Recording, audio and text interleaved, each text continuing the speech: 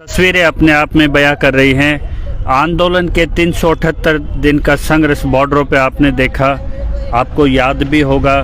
लेकिन 378 प्लस आज यहाँ पे 407 दिन, यानी कि हम टिकरी बॉर्डर से लाइव हो रहे हैं। जैसे कि पीछे आपको दिखाई दे रहा है एमएसपी संघर्ष समिति हरियाणा के प्रदेश अध्यक्ष प्रदीप धनखड़ जी और सुखबीर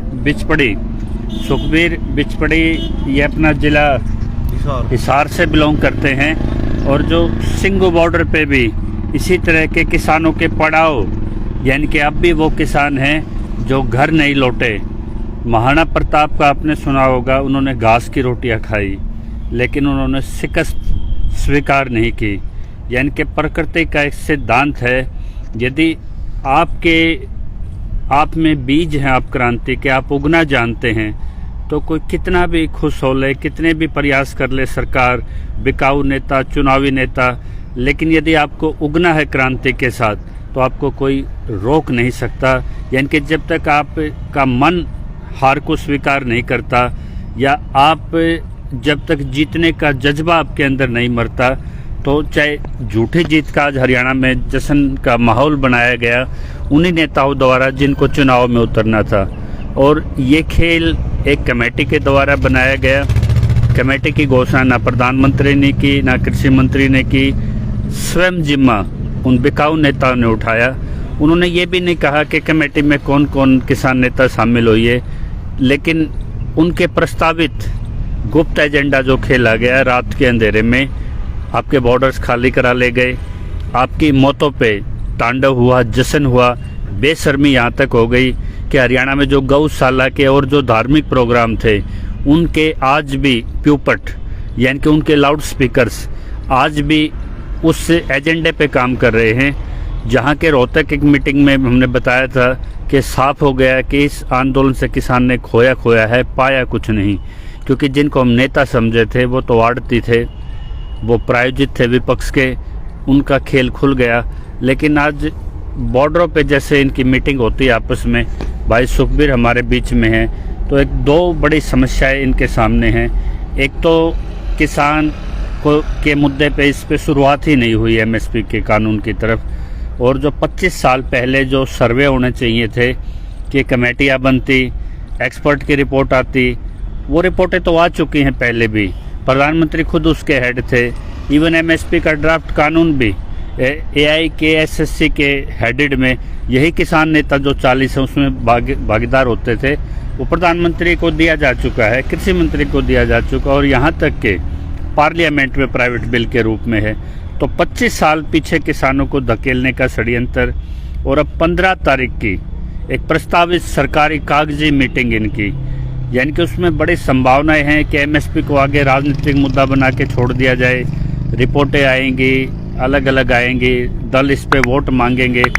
लेकिन जो टिके हैं बॉर्डरों पे वो चाहते हैं कि या तो ये जो चिट्ठी और कमेटी था, बॉर्डर खाली हो गए, आपने चुनाव भी लड़ लिए, तो इनकी एक मांग है कि आप पीएम को सीधा पत्र लिखें, आप ये बात तय करें कि एमएसपी कानून की आप घोषणा कर रहे हैं या नहीं कर रहे हैं। वो तभी स्पष्ट होगा जब एसकेएम उनको आधिकारिक रूप से चिट्ठी लिखेगा। अथवा आप अपना जो एमएसपी के नाम पे जो आप राजनीतिक एजेंडा आगे बढ़ाना चाह रहे हैं, चुनाव के बाद पोस्टपोन होगी ये मीटिंग, पूरी संभावना है इस चीज़ पे। जो चुनाव लड़ने वाले हैं वो मेजॉरिटी में हैं, जो चुनाव नहीं लड़ रहे 41 में वो मात्र 1-2 सदस्य बचते हैं, तो उनको भी उनके साथ समझौता होना पड़ेगा कि हमने अपना व्यक्तिगत अधिकार था यूज कर लिया, वोट डालते हैं तो हमने लड़ने का भी अधिकार है। यानी कि मुख्य मुद्दे से हटके इन तर्कों पे वो आएंगे। लेकिन बाहर प्रदर्शन होने वाला है, उनका घेराव की प्रदीप धनखड़ जी कल यहाँ पे 406 दिन में ये घोषणा कर चुके हैं। पंजाब हरियाणा के जो भी क्रांतिकारी किसान जो इसका आकलन करते हैं, किसी प्रोपेगेंडा एजेंडे का माध्यम नहीं है, उसका शिकार नहीं है, वो अपने सवालों के साथ आएंगे कि आप कमेटी को तुरंत भंग कीजिए, पीएम को पत्र लिखने के लिए एसकेएम को विवश किया जाए, ताकि चुनाव से पहले जितने भी 5 राज्यों में किसान का वोट बैंक है वो ये प्रधानमंत्री से ये स्पष्ट करा ले कि आप कानून बना रहे हैं या नहीं। यहाँ यस नो की बात होनी चाहिए। तो सुखबीर जी से पूछते हैं कि इसमें इनका क्या होमवर्क है। हाँ जी सुखबीर जी। देखिए जी, होमवर्क तो यही है कि कमेटी के तो हम पक्ष में थे ही नहीं, क्योंकि कमेटी आ गए तो नतीजे हमने लगातार देखे हैं। 16 कमेटी पहले बन चुकी है और ये 17वीं कमेटी है। एमएसपी की गारंटी कानून की कमेटी के हम इसमें पक्ष में नहीं थे। हमें इस समय निर्णय चाहिए था, हमें कानून चाहिए था, क्योंकि समस्या बहुत बढ़ चुकी है किसान की। और सरकार एमएसपी का गारंटी कानून बनाती भी, अगर मोर्चे के नेताओं ने अपनी पूरी ताकत के साथ इस आंदोलन में अपना जो है बॉर्डर खाली नहीं करवाए होते और आज 5 राज्यों में चुनाव थे, सरकार बहुत तरह दबाव में थी, बहुत तकड़ा सरकार पर प्रेशर। लेकिन सरकार की और किसान की जवाबदेही में बीच में आज भी एसकेएम खड़ा है। आज भी गौशालों पे उनके, जहाँ किसानों की 716 शहादतें हैं, किसानों के 100 पे आज भी नाच गाना हो रहा है, जश्न हो रहे हैं। तो वो जब तक वो बीच में वो आडंबर नहीं हटेगा जिसको आप एसकेएम कहते हैं, या वो आपके मुद्दे पे नहीं आएगा, तब तक सरकार की क्या जवाबदेही है? देखिए, किसान को लगभग पता चल चुका है कि इन्होंने क्या ड्रामा किया है, और अब भी ये जो ड्रामा करके किसान को गुमराह ही कर रहे हैं लगातार। अब भी तरह तरह के ये जिस तरह से जश्न मना रहे हैं, अरे मौत पर हम किसका जश्न मनाएंगे? हमने 800 के करीब किसान खोए हैं, उन पर हम जश्न मनाएंगे? तो जश्न मनाने वाला क्या किसान ऐसे हो सकते हैं? है ही नहीं, वो कहाँ किसानी थी, सबको पता है। अब जल्दी देख लेना, थोड़े दिन में ये आपको देखने को मिलेगा इन लोगों का हाल क्या होगा, कैसे लोग किसान इनका विरोध करेगा और कैसे इनका बहिष्कार करेगा, ये तो देखने में आएगा, अभी जल्दी ही आएगा, ये देखने को मिलेगा आपको। लेकिन किसान इतना जागरूक हो तो इतना बड़ा खेल कैसे चलता है इनका? किसान जागरूक हो चुका है और किसान को जागरूक होना पड़ेगा, नहीं तो ये चोर हमेशा इनको लूटते रहेंगे किसान को, और पहले भी लूटता रहा किसान, और किसान के पास अब लुटवाने के लिए कुछ नहीं है, किसान सब कुछ अपना लुटवा चुका है। अगर किसान ने अब जागरूकता की लड़ाई और अपने अधिकारों की लड़ाई अपने आप को खुद नेता मानकर नहीं लड़ी, तो किसान के हालात बहुत बुरे होने वाले है इस टाइम। क्या उम्मीद करते हैं आप 15 तारीख को जो प्रस्तावित मीटिंग होनी है सिंह बॉर्डर पे, जो दर्शन पाल ने कहा कि हम फैसला लेंगे कि हम गैर राजनीतिक चले थे, गैर राजनीतिक रहेंगे, कीर्ति संगठन से जुड़े हुए हैं, उसमें रिटायर्ड जजेस भी हैं, बुद्धिजीवी भी हैं, योगेंद्र यादव लिख के स्पष्ट भी कर चुके हैं कि छोटी राजनीति किसान आंदोलन की विरासत बेच के खेली जा रही है। यानी कि 2-4 ग्रुप उग्रा साहब बर्बरिक साबित हुए हैं इस आंदोलन में।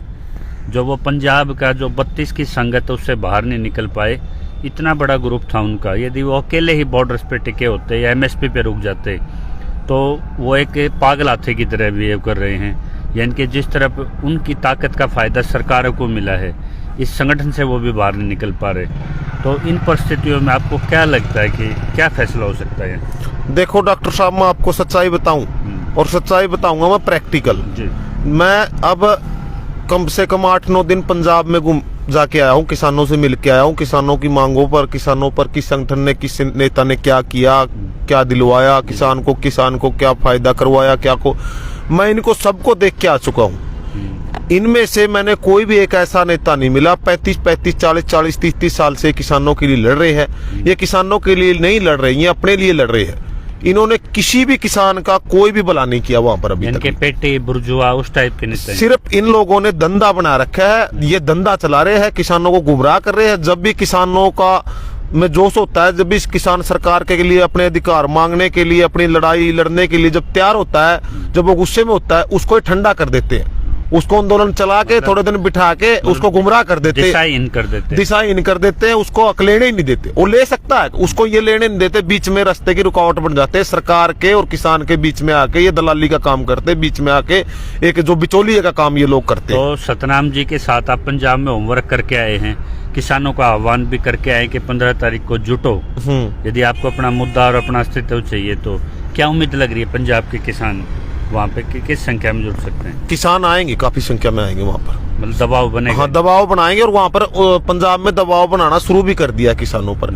अब आप देख भी रहे हो, इन्होंने पार्टी बनाई थी, जो कुछ मोर्चे के जो नेता होते वहाँ कई दिन से वो बोल ही नहीं पा रहे, उनका बहिष्कार वहाँ शुरू हो चुका है पंजाब में। जो ये संयुक्त मोर्चे के नेता जो चुनाव में जा रहे हैं, उनका बहिष्कार हो चुका है, और आने वाले समय में और तेजी देखने को मिलेगी बहिष्कार। पंजाब का माहौल बता दिया। हाँ, पूरी तरह से। एक उसने राकेश, जिसको डकैत भी बोलने लगे अब किसान, यानी कि उनकी एक बड़वागिरी लिखन के आगे आई है। वो मेन स्ट्रीम चैनल पे बैठ के ये कहते हैं कि योगी को प्रधानमंत्री बनना चाहिए, मोदी राष्ट्रपति बनने जा रहे हैं, बीजेपी की कई सीटों पे यूपी में विपक्ष पर्चा भी नहीं भर पाएगा, तो वो राजनीतिक आकलन करने में जुट गए हैं, जबकि आज उनकी जिम्मेदारी थी कि वो कहीं सीधे इलेक्शन में भी नहीं उतर रहे।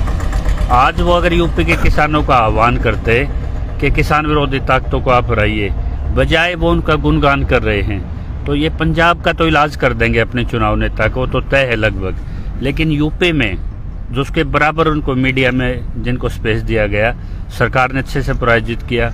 हरियाणा उनके भरम में आज तक पागल है। आज वो योगी को पीएम बनाने में जुटे हैं, किसी को राष्ट्रपति बीजेपी को बनाने में जुटे हैं। जिसके 4 महीने एक्सटेंशन के रह रहे थे सतपाल मलिक को, उसको खापों में और या आंदोलन में उनके बयान दिलवा के उनको हरियाणा में एक चेहरा बनाने में उतारने में लगे हैं। उनके भ्रम से कैसे निकलेंगे आपके किसान? देखिए, उनका जो है यूपी का किसान जो है ना, वो उन पर बिल्कुल भी विश्वास करता ही नहीं। ये तो हरियाणा के लोगों को गुमराह किया उसने। यूपी में तो पहले ही खत्म हो चुका, उसका कोई साथ नहीं देता। लेकिन वो दुकानदारी तो उनकी बाहर भी चल जाती है। दुकानदारी चली है, हरियाणा में चली है, इंटरस्टेट और जगह भी जाते हैं। हाँ जाएंगे, वो उनको प्लांट कर रही है सरकार, और सरकार को फायदा पहुंचाने का वो काम कर रहे हैं। बिल्कुल सरकारी आदमी है। बीजेपी की सरकार जब योगी यहाँ सत्ता में आए थे तो उसका ही रोल था, मेन रोल राकेश टिकैत का ही वहाँ मेन रोल था, उसको सत्ता में ले आने के लिए बीजेपी। आज भी वो बीजेपी के साथ ही काम कर रहे। तो इनकी सबकी दुकानदारी डॉक्टर साहब बहुत जल्दी समाप्त होने वाली है, क्योंकि किसान को कुछ नहीं मिल रहा है इनसे। वो सरकारी वकील की तरह हैं जिसके 302 में बहस होती है और वो मौके पे बहस से बाहर चुप रह जाता है और वो सजा करा देता है। या इनके किसान की जब सजा हो रही है, आड़ती जीत के जा रहा है, कॉर्पोरेट जीत के जा रहा है, और जो 3 बड़े रिफॉर्म थे वो किसान के हाथ से निकल गए, एमएसपी कानून बनाने का अवसर निकल गया, वहाँ चुप रहते हैं जहाँ बहस होती है, फैसला होता है सरकार के साथ, और बाहर पंचायती बनने की भूमिका निभाते हैं। हाँ हो जाएगा, देखेंगे, 22 तक देखेंगे। 22 तक 24 तक कह के बयान उन्होंने थका के किसान को बॉर्डरों पे 10% संख्या करवा दी थी उन्होंने। तो बिल्कुल, तो अब भी वो एक छलावा बने हुए हैं, उससे कैसे निपटेंगे आप? उसको वो ये करते रहेंगे छलावा। किसान को समझना होगा, जागरूक होना होगा, और इन चोरों से बाहर निकलना होगा। और अपनी लड़ाई, मैं पहले भी बोल चुका हूँ कि अपनी लड़ाई खुद लड़नी होगी, और इन चोरों को भगाना होगा। इनके जो तलुए चाटने वाले लोग हैं उनको भगाना होगा, जो इनको सरकार के एजेंट जो इनके आगे पीछे घूमते हैं उनको भगाना पड़ेगा। किसान को तब भगा पाओगे ना जब आप ये स्वीकार कर पाओगे कि मेरा मुद्दा शुरू ही नहीं हुआ, 1 साल तक हमारे घुटने टूटे, शहादतें हुई, हमें मिला क्या? जब वो अंतिम किसान ये आकलन कर लेगा फिर तो लड़ लेगा। लेकिन अगर वो जश्न के माहौल में, अगर वो भांग के नशे में आज भी अपनी मौतों पे नाच रहा है, तो वो तो उससे तो कोई घबराने की जरूरत नहीं उस किसान से। तो अगर वो किसान लाखों करोड़ों में भी है तो क्या घबराने की जरूरत है? जो अपनी मौतों पे जश्न मना रहा है, उनसे क्या उम्मीद करते हैं आप? देखिए, उसकी मनोदशा तो उसी मनोदशा में देख के आऊँ की तरह है जिसके मुंह में सूखी हड्डी है, जश्न कौन खून नहीं निकलता, अपना एक खून पी के मस्त है। जश्न कौन मना रहा है? जश्न की भी मैं देख के आऊँ, जमीनी हकीकत मैंने ध्यान से देखा। जश्न कौन मना रहा है? कहीं पर भी देखो आप, जश्न वो लोग मना रहे हैं जो राजनीतिक लोग हैं, वो अपनी राजनीति चमका रहे हैं और अपना राजनीतिक माहौल बना रहे हैं। किसान कोई जश्न नहीं मना रहा। किसान को पता है सब बातों का कि तुम्हारे साथ धोखा हुआ है और बहुत बड़ा छल हुआ है। और किसान, अब इनका जो ड्रामा है, ये 15 जनवरी की जो मीटिंग है ना, इनकी पूरी पोल खुल जाएगी, और उसके बाद में पंजाब का जो है रूप देखना, आपका जिनके खिलाफ जो रूप होगा किसान का, वो बहुत भयंकर होगा, बहुत ही तांडव करेगा किसान इनके ऊपर भी और सरकार के ऊपर भी, क्योंकि किसान की स्थिति बहुत खराब है। और किसान की फसलें, अब भी आपने देखा होगा, अब जो ये बारिश हुई है, कुछ जगह तो थोड़ा बहुत फायदा हो, बहुत जगह बारिश से फसलों में नुकसान भी, ओलावृष्टि भी हुई है।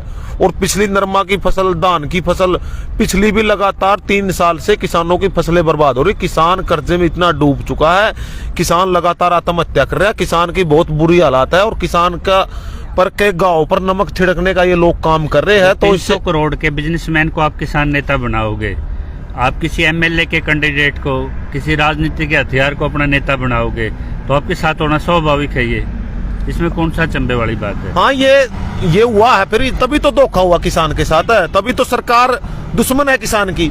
और ये जो मोर्चे के नेता होते, इसने गांव पर नमक छिड़कने का काम किया है। और जब गांव पर नमक छिड़का जाता है ना, तो देखो कितना तकलीफ और कितना दर्द होता है।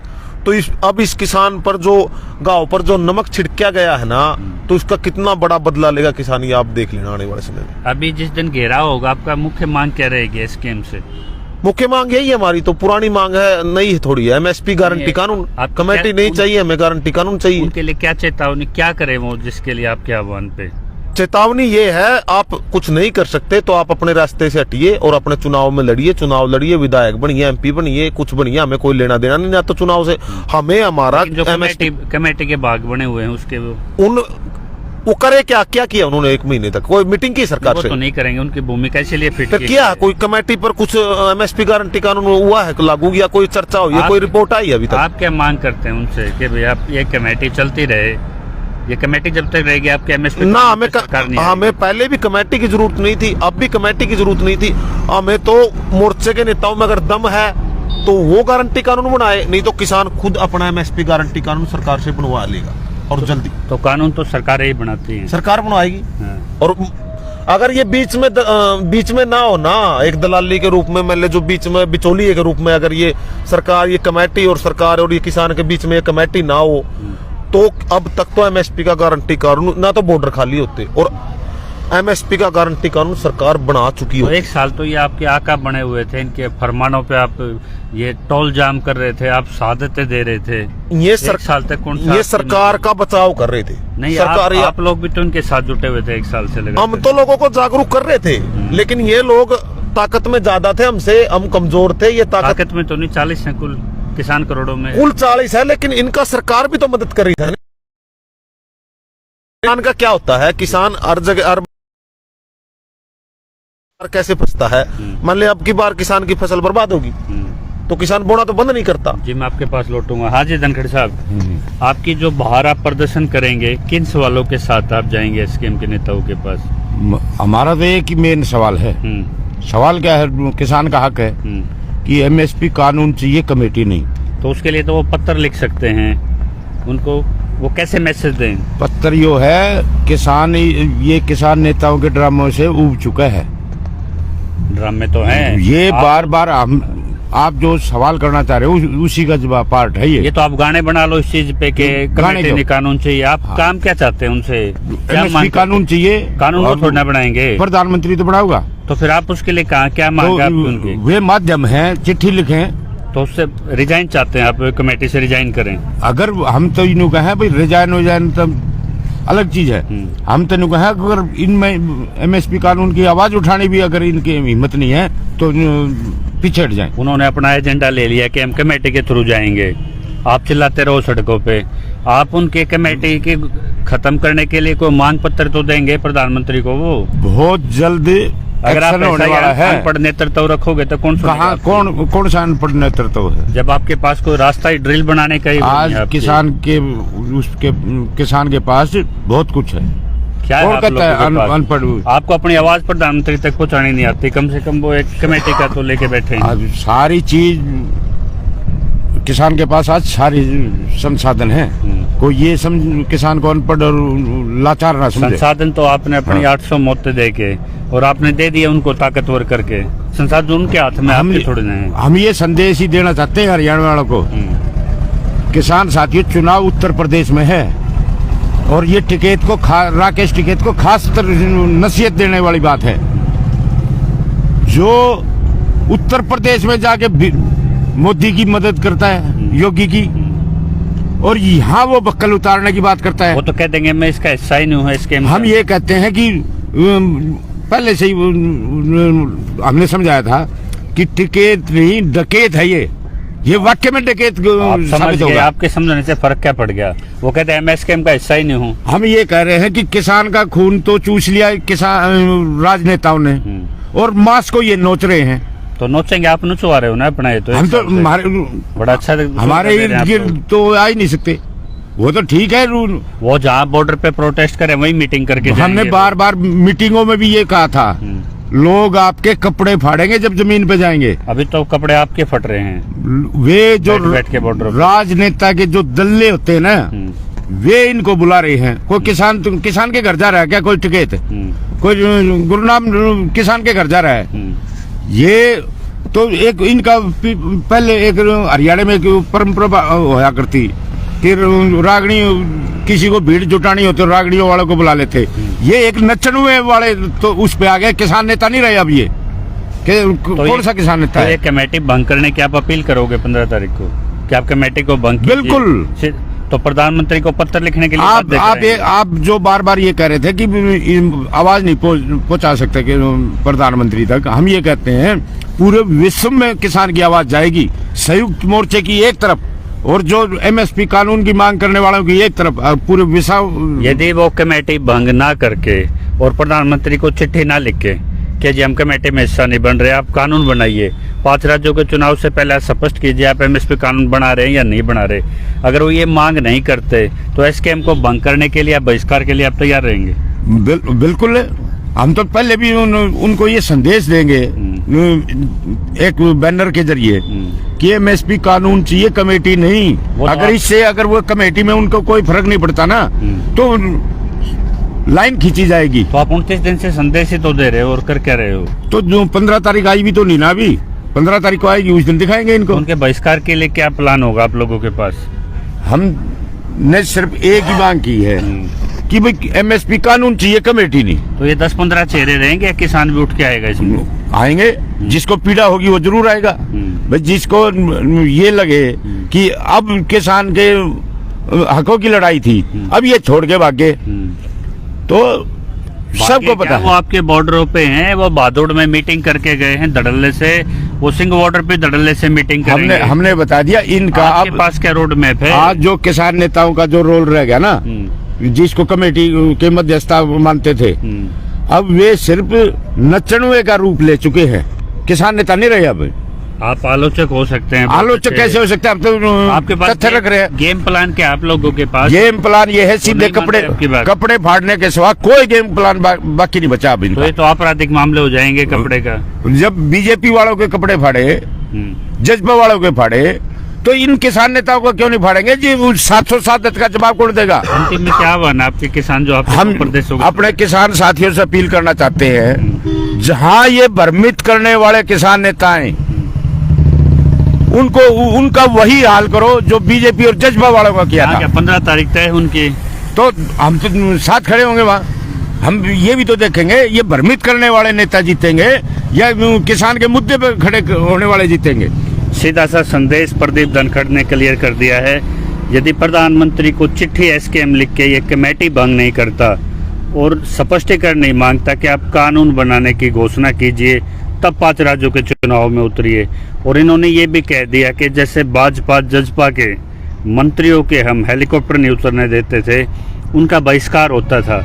यदि ये एमएसपी कानून के लिए किसानों के जनादेश के बीच में एसकेएम खुद एक ड्रावा बन के खड़ा है, उसको भंग नहीं करता कमेटी को, तो अगला नंबर उनका घेराव का, बहिष्कार का। उसके लिए इन्होंने पंजाब हरियाणा में यात्राएं शुरू कर दी हैं और वो दिलचस्प होगा कि मुद्दे को झूठ के साथ प्रायोजित नेतृत्व लेके चलेगा या किसान चेहरों से हटके अपने मुद्दे को ही चेहरा बना के प्रधानमंत्री तक ये संदेश एसकेएम को चेतावनी के साथ या बाध्य करके, घेराव करके, बहिष्कार करके दे पाएगा कि नहीं, कि प्रधानमंत्री को एमएसपी पे बोलना पड़े। सीधा 15 तारीख से वो रास्ता तय होके जाता है।